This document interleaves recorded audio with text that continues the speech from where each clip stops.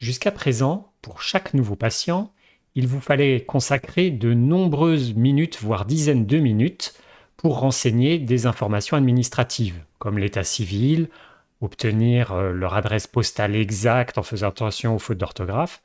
Tout ça, c'est du temps que vous pourriez consacrer de manière plus utile au contenu de la consultation.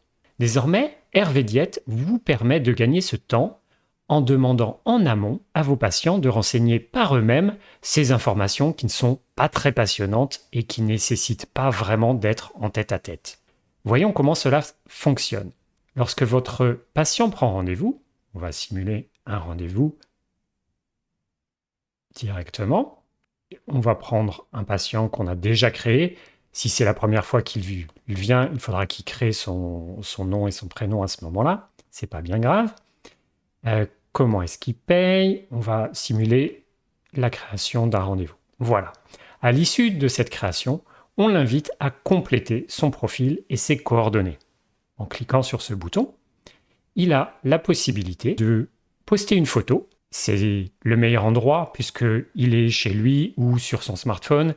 Il a probablement une photo à rajouter, donc c'est toujours le meilleur moment pour lui demander. Il y a donc les informations qu'il a déjà saisies avant, et puis il va pouvoir renseigner certaines informations lui-même, sa profession,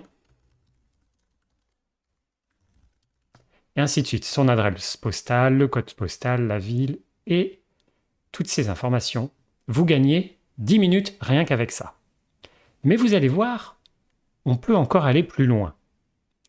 Une récente mise à jour de Hervé Diète permet aux soignants de créer un questionnaire. Alors on a longtemps réfléchi sur la manière de le faire et on s'est dit que le moyen le plus efficace, c'était de vous laisser carte blanche, un grand champ libre dans lequel vous allez pouvoir poser toutes les questions que vous voulez. C'est donc dans le panneau de paramètres, la fiche de présentation au rendez-vous en ligne, vous descendez et un petit peu avant la fin, vous avez ici questionnaire à remplir pour la première consultation. Vous allez pouvoir rajouter en quelque sorte des champs auxquels vous espérez avoir des réponses. Vous n'êtes pas obligé de faire des oui-non, vous pouvez faire tout ce que vous voulez, des champs libres. Par exemple, pourquoi consultez-vous maintenant? Vous laissez de la place, vous pouvez mettre en gras si vous voulez, comme ça sera plus clair, et votre patient pourra remplir les réponses à ces questions. Voilà, j'ai rajouté quelques questions. On va enregistrer notre questionnaire, juste en faisant enregistrer. Et vous allez voir que du côté du patient, à la fin de sa prise de rendez-vous, en plus de ses informations d'identité et ses coordonnées, il a le questionnaire que vous lui avez demandé.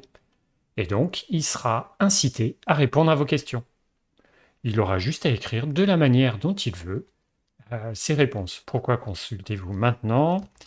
Parce que j'ai dépassé 100 kilos.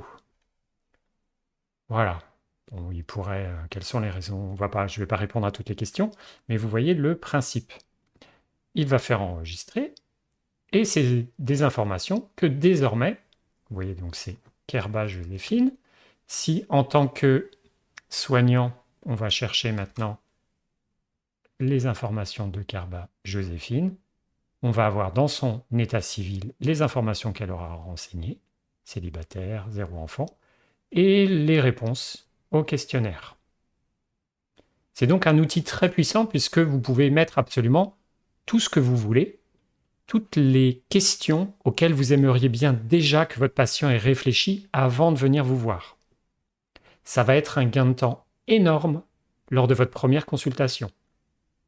Vous n'aurez plus besoin de passer un quart d'heure ou 20 minutes sur les questions de base comme les coordonnées et puis les motifs de consultation. Vous aurez déjà, dès le départ, de manière réfléchie, puisque ça aura forcé votre patient à réfléchir à tout ça, et condenser les raisons pour lesquelles votre patient y vient, pourquoi maintenant, et ainsi de suite. C'est vous qui définissez ces questions librement en fonction de votre pratique et des choses qui sont importantes pour vous.